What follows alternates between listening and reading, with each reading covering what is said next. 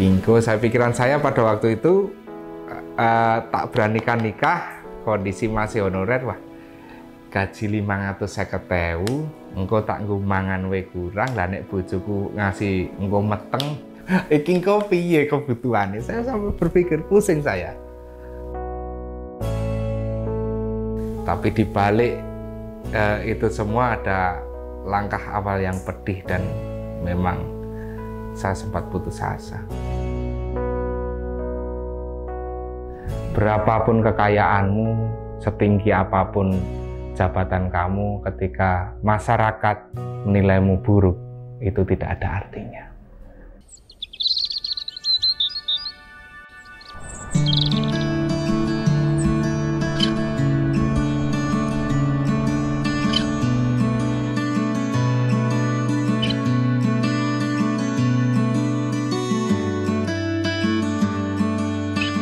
Assalamualaikum warahmatullahi wabarakatuh. Salam sejahtera, Om Swastiastu, Namo Buddhaya, salam kebajikan. Saya Hafid Danang PW, SHMH, Camat Sukoharjo.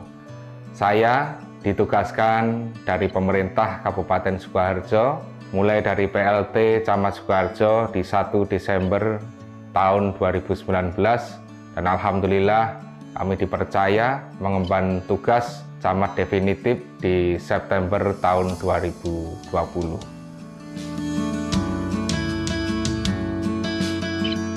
Saya sendiri memang terlahir anak tunggal, tidak mempunyai saudara, sehingga mungkin pemikiran orang di luar sana yang namanya anak tunggal kan mestinya kebutuhannya mesti tercukupi. Dan mestinya semua keinginannya juga pasti akan terakomodir. Ini berbeda dengan saya.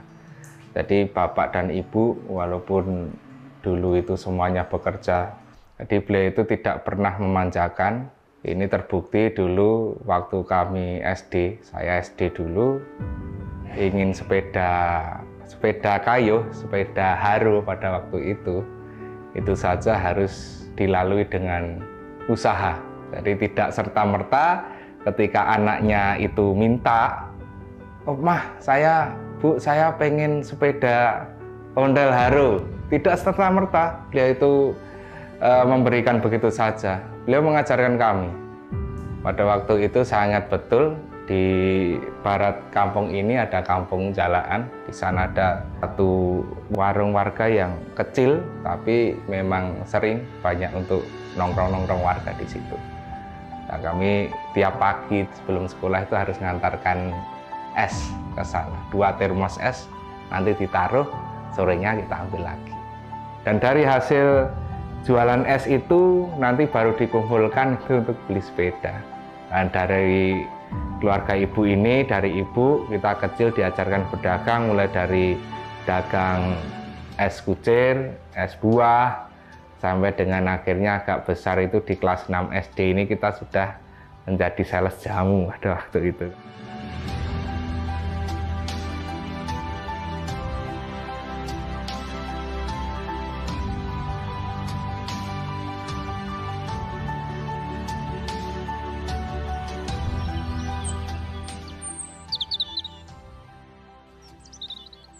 Semuanya mempunyai peran masing-masing. Dalam artian dari kecil sampai dengan ibu tidak ada, itu hampir semuanya yang berperan ibu. Baru ketika ibu Seto dan itu meninggalkan luka, baru kami mempunyai hubungan emosional yang dekat dengan Papa. Pada waktu itu ibu meninggal karena kecelakaan. Ibu nggak ada itu kan memang proses mau nembung ya, kalau orang Jawa nembung ke calon istri saya yang saat ini. Kebetulan dari keluarga yang memang cukup terpandang. Dan saya hanya anak seorang duda, pegawai rendahan. Ibu juga hanya cuma guru. Ya situasinya menurut saya pada waktu itu karena perasaan saya saja mungkin mempersulit langkah saya. Nah dari situ akhirnya sosok ayah ini muncul. Tapi beliau ini ternyata di setiap kehidupannya selalu mengedepankan rasa panariman. Itu yang saya pelajari dan saya pedomani sampai dengan sekarang. Ya titahe Gusti, apapun itu harus kamu jalankan dengan baik. Nek kowe sak banjure pengen beda, ya beda karo kancamu. Dalam artian Bapak selalu mengajarkan, nek koncone turune jam 10, ya kowe jam 12. Nek koncone ora nganggo ndonga wengi, ya kowe metu ndonga wengi. Nek koncone wareg kowe luwe ya. Diempet rada luwe, jangan mengumbar hawa nafsu, terus digedhekke rasa panarimane. Itu yang selalu saya jalankan sekarang. Iya, jadi ketika euforia banyak anak muda yang nun sewu senengane ya tahulah ke karaoke, jalan-jalan, ada yang dugem dan lain sebagainya pada waktu itu. Bapak itu selalu mengajarkan seperti itu sehingga justru kita itu hobinya nyeleneh, seneng ke tempat-tempat bersejarah.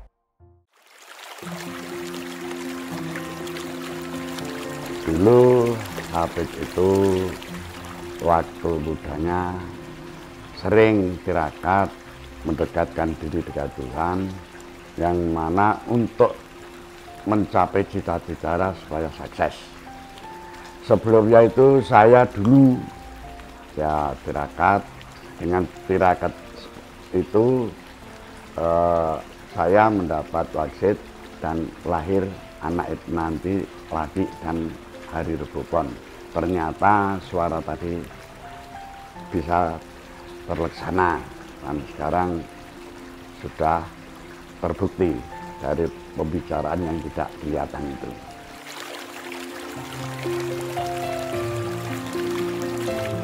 Kalau Bapak ini memang sosok keluarganya itu dari yang dulu turun sampai dengan simbah itu jalan di Kepamong Praja. Makanya Bapak ketika karena berasal dari keluarga yang relatif di Kepamong Prajaan, ya beliau selalu mengajarkan rasa panariman yang tinggi. Kalau ibu, keluarga ibu itu mengajari di kehidupan ya urip ojo wegan.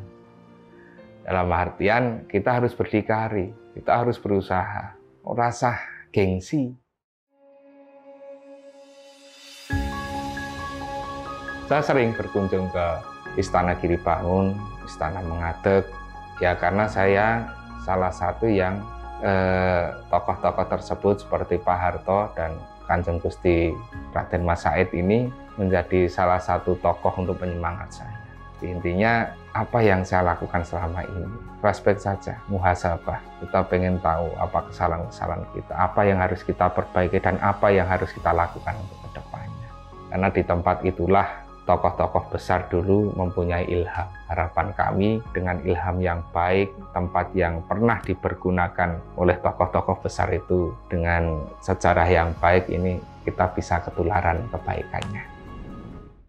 Sejarah awal mula kita terjun di pemerintahan itu memang dulu notabene saya mempunyai cita-cita di kerja ya di pemerintahan. Ya pengennya PNS. Honorer saya pertama kali di kantor Humas Informasi Komunikasi, dan saya ditempatkan di radio pemerintah RSPD Sukoharjo. Melihat talenta yang bagus, teman-teman juga, saya orangnya gampang, akhirnya karena di kantor Humas itu masih kekurangan tenaga untuk fotografi, saya dipanggil lah, ditimbali ke Humas. Dek, kamu memperkuat yang Humas ya, moto ya, tak ajarin. Jadi nggak tahu, dulu nggak tahu, nggak pernah pegang kamera. Dan pada waktu itu juga pas saya nikah, kan saya sudah jadi honorer itu dengan gaji Rp550.000. Kayak ikingko, saya pikiran saya pada waktu itu tak beranikan nikah, kondisi masih honorer, wah gaji 550.000, engko tak nggo mangan we kurang, lah nek bojoku ngasih engko meteng. Iki kok piye kebutuhannya? Saya sampai berpikir, pusing saya. Tapi di balik itu semua ada langkah awal yang pedih dan memang saya sempat putus asa. kami banyak belajar dari Papa. Akhirnya saya sering menepi ke tempat-tempat yang memang notabene mempunyai sejarah yang baik ya, sejarah yang baik dengan tokoh-tokoh yang menurut kami spektakuler. Saya sering ke Sendang Sepanjang pada waktu itu. Sebelumnya biasanya wudhu di situ, mandi, wudhu, terus sholat hajat di masjid kampung sebelah jalan. Biasanya kalau mengunjungi tempat ada keanehan-keanehan. Yang salah satunya memang ada suara nyangolawean. Nah, saya cerita ke Bapak, Pak, aku tadi pada waktu di Sendang Sepanjang kok dapat suara ya, nyangolawean. Nah, setelah itu Bapak cerita, oh anu le, nang lawean kuwi makam dari raja-raja. Terus di sana salah satu leluhur kita, Eyang Kartonegoro juga dimakamkan. Saya langsung ingat. Loh, saya dulu pernah mimpi ditemuin orang tua seakan-akan di pendopo keraton Surakarta. Saya didudukkan, ora usah wedi le, aku Eyangmu Kartonegoro, didudukkan di satu kursi, terus ditepuk pundak saya 3 kali, terus bangun. Wah, apakah ini saya digambarkan oleh Allah harus berziarah ke sana mendoakan leluhur saya. Saya ke sana akhirnya. Saya ke sana ketemu dengan takmir masjid juga, ada yang penjaga makam yang memang abdi dalam keraton, banyak bercerita akhirnya. Saya banyak ngudoroso, kenapa kehidupan saya masih seperti ini, bagaimana ke depannya yang harus saya hadapi. Sampai suatu ketika saya menyerah, ya Allah, ketika memang saya sudah tidak bisa lagi menjadi PNS karena memang kuncinya adalah ini. Lebih baik saya ikut ibu saja. Dalam artian sudah saya ditimbali saja, saya pasrah. Tapi akhirnya di situ dengan kepasrahan saya ngudoroso sampai mentok seperti itu. Saya wirid Al-Fatihah di wirid yang ke-93. Saya melihat bayangan seperti bayangan Korpri di atas mimbar, di atas samping kanan di sebelah imam. Saya yakin betul pada waktu itu malah justru siang hari, duhur mau ke asar, jadi sangat tidak mungkin ketika kok ada bayangan seperti itu, harusnya kan terang. Langsung saya jawab, ya Allah, kalau ini memang menjadi ilham buat saya, wahyu buatku, tak tompone. Dan ini terbukti setelah itu saya ikut tes CPNS. Saya ikut tes, pengumuman akhirnya di 2010 pengangkatan. Saya terima SK CPNS Kabupaten Sukoharjo. Setelah terima SK, pulang jalan kaki. Pulang di sini jalan disambut haru biru, Bapak terutama, karena Ibu sudah nggak ada. Sambut Bapak menangis karena beliau benar-benar pengen anakku kudu anak turunane simbah sing kudu nutuke kepamong kerajaan. Itu. Ya saya. Bapak menangis, istri saya langsung dipeluk istri karena istri tahu kepedihan saya. Dari kesekian, istri itu sosok yang menurut kami wanita yang menguatkan saya sampai selamanya.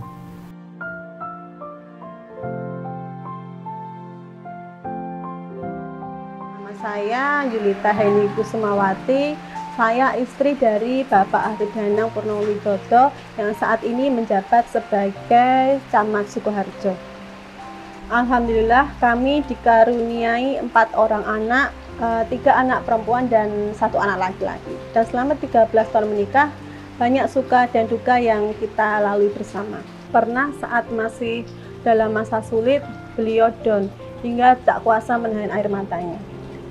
Pada kondisi seperti itu, saya berusaha memberikan support, memberikan dukungan. Saya matur ke beliau, Pak, apapun yang terjadi, aku tetap tresno, tetap setia karun jenengan. Insya Allah awak dewe iso melewati ujian iki bareng-bareng. Saya katakan itu ke beliau dan dari situlah beliau bisa berhasil bangkit dan sukses menapaki karir hingga saat ini.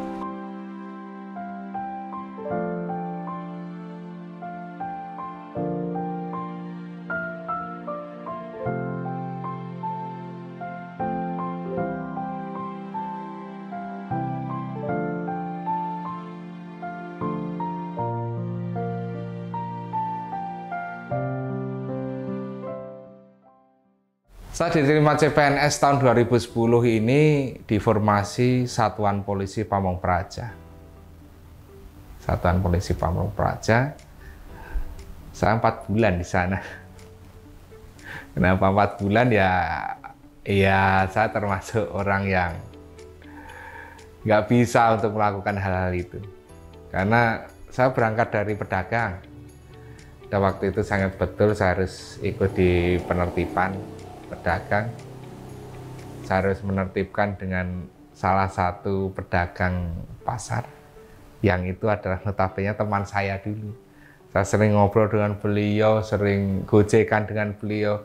Saya harus menertibkan, harus tabrakan dengan beliau, nggak mungkin.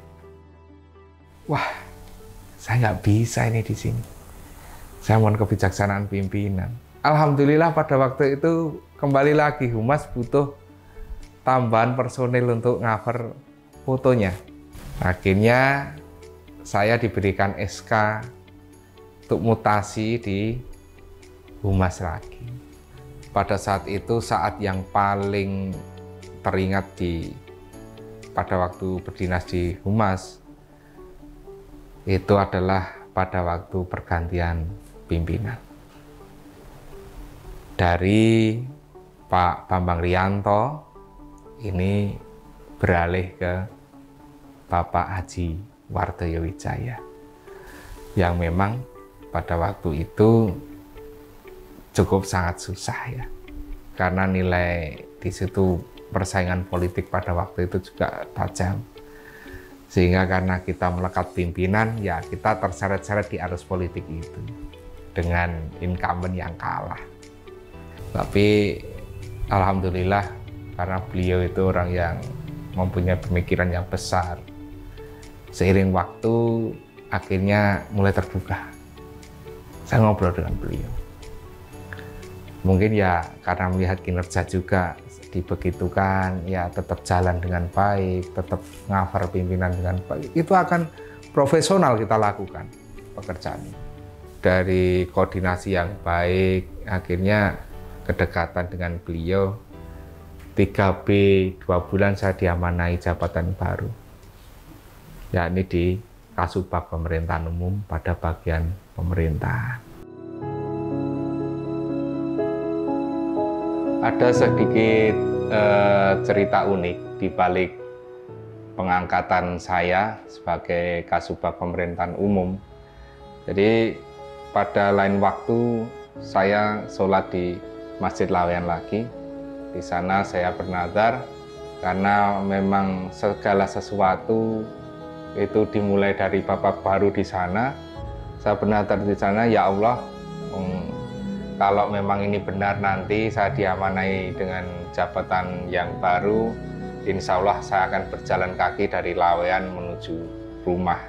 Kebetulan setelah jalan mulai dari masjid sampai masuk di Gapura pertama di Sukoharjo, langsung disambut petir kencang sekali dan juga hujan deras.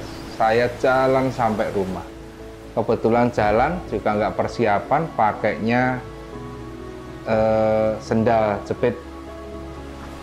Dan alhamdulillah sendal jepit ini saya jawab, ini ibarat istri saya. Kalau memang ini sampai rumah nanti jalan utuh baik ya, berarti istri saya orang yang baik pula. Dan alhamdulillah ini terbukti semuanya berjalan dengan baik, sendalnya juga utuh sampai ke rumah, dan saya percaya itu semua mukjizat dari Allah.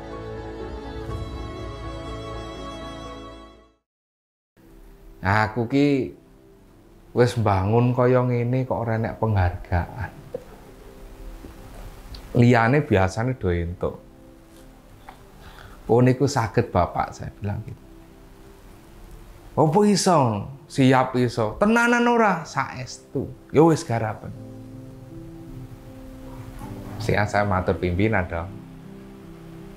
Saya matur Pak Kapak, akhirnya koordinasi. Terbantu karena saudara saya pada waktu itu ada di Sekmilpres juga. Kita kerjakan, dibantu rekan kami Mas Tarto tadi. Alhamdulillah dengan koordinasi yang baik, komunikasi yang baik, semua berjalan baik. Pas rapat, saya ditelepon sama Kemendagri, mau disematkan di mana ini? Di Sukoharjo atau di Jakarta? Matur saya ke Bapak, Pak mohon izin, ini nanti mau disematkan di Sukoharjo atau di Jakarta? Beliau menjawab, Sukoharjo, nilai politiknya tinggi gitu. Akhirnya saya koordinasi dengan Pak Sekda pada waktu itu, Pak Agus Santoso, yang sekarang menjadi Wakil Bupati. Setelah itu akhirnya Satya Lencana di pembangunan nasional disematkan di Sukoharjo. Alhamdulillah semua rangkaian berjalan cukup bagus. Setelah selesai Satya Lencana, saya menghadap dengan teman saya yang memang saya ajak untuk nyusun, Pak Camat Baki pada saat ini. Saya ajak beliau, ya saya juga matur ke Pak Wardoyo, ke beliau, Pak, mbok saya dikembalikan ke habitat saya dulu di bagian humas, kan di sana juga masih kosong, nggak ada pejabatnya. Tapi ternyata Pak Wardoyo nggak mempunyai pandangan lain. Ora le, wes esok ngelurai aku. Ya Pak, siap jadi lurah, tapi jangan lama-lama. Saya masih tanya di sini. Padahal kan di Langenharjo itu kepala desa ya. Kok lurah? Saya baru ngeh, ternyata suruh di Kelurahan Gayam. Selang 2 bulan sudah dikasih masalah. Pada waktu itu PLN mau melewatkan jaringan tegangan tinggi. Lewatlah di Gayam. Banyak sekali penolakan. Tapi akhirnya saya harus memberikan win-win solution. Akhirnya di situ muncul ada komunikasi, dari hasil komunikasi kami muncul rasa kepercayaan masyarakat. Wah ternyata yo cilik temu. Saya ingat betul itu. Saya melihat di sebelah selatan kantor ini ada sebuah taman, namanya Taman Pakujoyo. Taman Pakujoyo di Gayam ini kondisinya nggak sebaik sekarang. Dulu masih minim tanaman, banyak semak belukar. Bangunannya memang baru, tapi perawatannya sepertinya kurang. Akhirnya kita dekati tokoh pemuda di situ, ada juga petugas taman yang notabene memang warga di situ. Ayo kita gerakkan bersama-sama. Akhirnya dengan Pak RT, diawali langkah-langkah oleh Pak RT ini dibersihkan. 1-2 pedagang kita ajak ke situ. Saya ajak kolaborasi di situ, nongkrong. Akhirnya mulai banyak yang datang kalau sore. Banyak yang jajan cilok. Akhirnya di situ mulai nongkrong. Wah, terbentuk di situ. Wah, akhirnya kok rame ya. Kita ajak pedagang-pedagang itu untuk kolaborasi bersama-sama. Ayo iki dirawat sing apik, nanti akan memberikan kontribusi mestinya ke kita. Kita rawatlah taman itu dengan baik. Hurunan kita sisihkan, kita bentuk paguyuban pedagang taman. Akhirnya dari dana pembangunan yang terkumpul ini untuk merawat taman. Karena saya tahu tidak mungkin saya akan mengandalkan sepenuhnya di APBD. Selesai. Ayo kita bikin cantik yuk tamannya. Ora wegan. Ya ajaran orang tua tadi ojo wegan. Akhirnya kreatif dari yang mungkin dulu ya, sekarang hal-hal kecil saja harus saya perhatikan. Dari Pakujoyo menular ke Menjing yang dulu sangat ramai sekali sebelum COVID itu, kita melihat potensi ada sungai di tengah kampung yang memang kampungnya itu seperti pulau. Jadi kanan kirinya ini sawah semuanya, kampungnya ada di tengah kampung ini ada jalan, seberangnya ada sungai. Dan ini sungainya seger, airnya mengalir deras karena irigasi ya. Jadi nanti kalau pas mati ya di bulan tertentu, biasanya kan seperti itu. Kita rubah itu, kita ajak masyarakat, pemuda kita gerakkan, kita bentuk kelompok sadar wisata Pokdarwis, akhirnya jalan. Pemuda yang dulu kampung yang sungai yang biasa begitu saja akhirnya mendatangkan rupiah untuk warga. Pemuda di sana hampir setiap minggu itu meraup keuntungan 600 ribuan. Di kampung Pulau Sari kita mendorong Pokdarwis di sana. Dari lahan bantaran yang kumuh, akhirnya warga dengan swadaya sendiri tanpa APBD ini akhirnya bergerak. Mereka membangun bantaran sungai ini menjadi wisata karena kepengen punya Pakujoyo. Dan tidak sedikit dari kades kepala desa itu yang memang wah top Pakujoyo. Dari konsep itulah beliau akhirnya mempercayakan kami. Ini anak ini matang. Saya juga kaget ditelepon sehabis sholat Jumat sama beliau Pak Bupati. Bet, kowe lagi ngopo? Wah, bar sholat Pak. Akhirnya, kowe sesuk tak dadekke PLT Camat Sukoharjo. Kaget saya. Nggak ada angin, nggak ada hujan, saya nggak tahu. Saya ditunjuk beliau untuk jadi PLT Camat. Ini beneran enggak? Sedikit saja terlintas di pikiran saya, enggak. Ada momen yang luar biasa yang ini menjadi bahan pembelajaran kami. Pada waktu itu kan baru booming yang COVID. Setelah selesai pilkada, baru merambah awal-awal vaksinasi.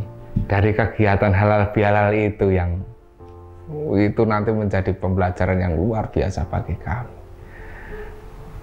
Saya pada waktu itu agak gamang, ini nanti prokes enggak, karena aturannya enggak boleh dari 50 orang.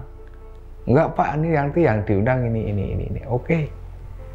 Saya hadir bersama teman-teman lurah, saya ajak. Gue enggak tahunya ada hiburan di situ. Dan di tengah halal bihalal pada waktu keluar makan karena selesai acara halal bihalal, mohon maaf memaafkan, keluarlah videonya, akhirnya viral entah siapa yang memviralkan. Yang jelas saya harus bertanggung jawab terhadap apa yang terjadi karena saya PLT Camat juga selaku Kasatgas di kecamatan, kok ya teledor-teledornya untuk mendatangi kegiatan seperti itu. Akhirnya saya menemui Bu Bupati, saya minta maaf. Intinya Ibu, untuk melindungi marwah Ibu, menjaga marwah Ibu selaku Bupati dan marwah SE Bupati. Sudah saya dicopot ya, masyarakat sudah menggono. Ini bukti hukuman untuk saya. Loh, kamu siap? Siap Ibu, karena saya harus bertanggung jawab. Yakin nek rampung, insya Allah yakin, dan saya akan memberikan hak jawab di media. Paginya saya dipanggil oleh Kepala BKPP, saya dicopot dari PLT Camat Sukoharjo. Kembali lagi ke habitat kami di Lurah Gayam. Murni pure saya kembali. Agak berat rasanya. Yang memang rasa keraguan saya pada waktu itu, nanti saya diledekin nggak ya sama masyarakat Gayam? Ternyata enggak. Mereka support ke kami. Nggak apa-apa Pak, nggak masalah, Bapak itu baik. Nggak apa-apa, nanti suatu saat pasti ada kesempatan lagi. Luar biasa support masyarakat. Saya tahu Bapak itu baik. Dan saya tahu mesti kejadiannya tidak seheboh seperti apa yang ada di medsos. Saya kolaborasi lagi dengan masyarakat, saya menemukan semangat yang baru lagi. Akhirnya karena COVID gencar-gencarnya, saya berupaya di situ. Saya harus all out. Tapi saya harus buktikan ke mereka saya semangat dan tetap pasti akan mampu melewatinya. Terbukti kemarin saya kembali, Gayam juga lomba siaga candi jadi juara 1 kampung siaga candi, kunjungan Kapolda, dan alhamdulillah dari sinergitas kami yang sudah kita bangun dengan Babinsa, Babin Kamtibmas, Kelurahan Gayam nyabet juara nasional 3 pilar. Unsur sinergitas TNI, Polri, dan juga Pemda, juara nasional. Juara pertama nasional. Saya juga langsung membentuk Pak RT, kita jadikan tim TRES. Ini diapresiasi oleh pimpinan.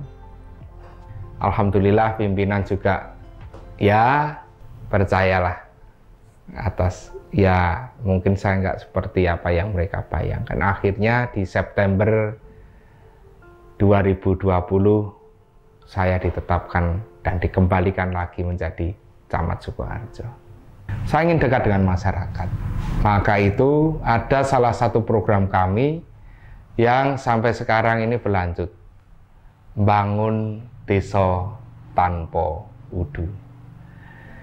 Dengan dekat masyarakat, saya ingin tahu kebutuhan masyarakat seperti apa, karena saya melihat ketimpangan infrastruktur di Kecamatan Sukoharjo ini cukup nyata.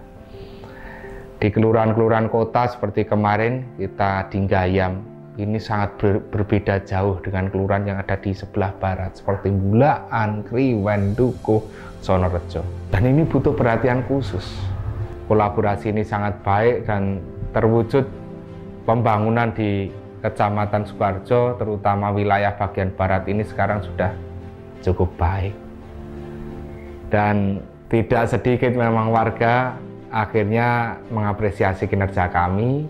Tentunya ini dengan restu Ibu Bupati, matur ke beliau, akhirnya beliau juga tahu betul apa yang dibutuhkan masyarakat, terutama di Sukoharjo sebelah barat. Akhirnya alhamdulillah kami bisa mewujudkan cita-cita dari Eyang.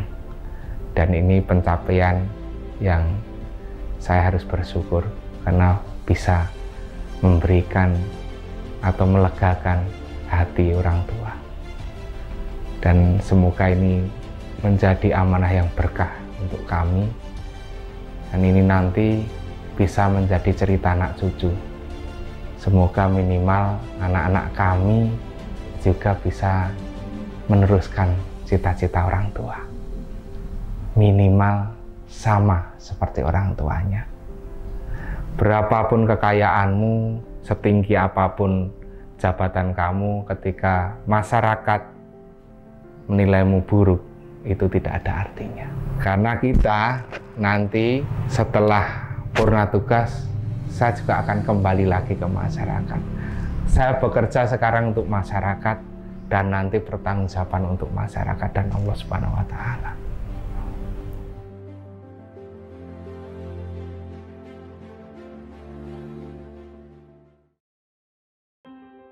Dulu awal mulanya sini sebenarnya sawah, nggak produktif, banjir. Biasanya itu kalau sawah itu panen dulunya setahun 3 kali, di sini cuma 1 kali. Terus ada bantuan dari pemerintah provinsi dibangun taman ini, Pak. Dari situ kita bertemu dengan Bapak Lurah Pak Abed, kita berkolaborasi dengan warga, kita bersih-bersih, kita kelola, akhirnya taman ini menjadi daya tarik, akhirnya taman menjadi ramai. Dulunya itu pedagang itu kan warga sini nganggur itu. Nganggur, akhirnya ada taman, terus ikut jualan, akhirnya jadi dapat pendapatan. Nama saya Gunindyo, saya sebagai Ketua Lingkungan 3 di Tempuran, Kelurahan Bulaan, Kecamatan Sukoharjo, Kabupaten Sukoharjo. Kalau teringat nama Bapak Hafid Danang Purnomo Widodo SHMH, saya menyebutnya ini nih sebuah contoh pamong yang luar biasa. Yang kedua, otomatis inovasi tiada henti. Bapak Camat atau yang terkenal dengan nama HDBW, beliau adalah sosok inspirasi yang luar biasa bagi kami dan bagi warga masyarakat. karena memang sudah banyak modal sosial beliau untuk mensejahterakan semua masyarakat khususnya di Kecamatan Sukoharjo.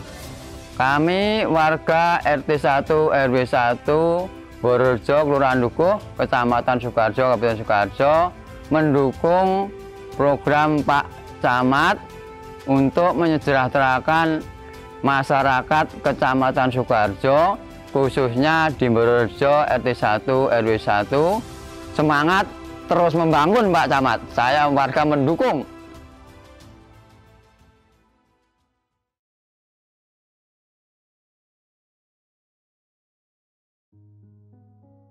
Anak-anakku, cucu-cucuku, dan seluruh keturunanku kelak,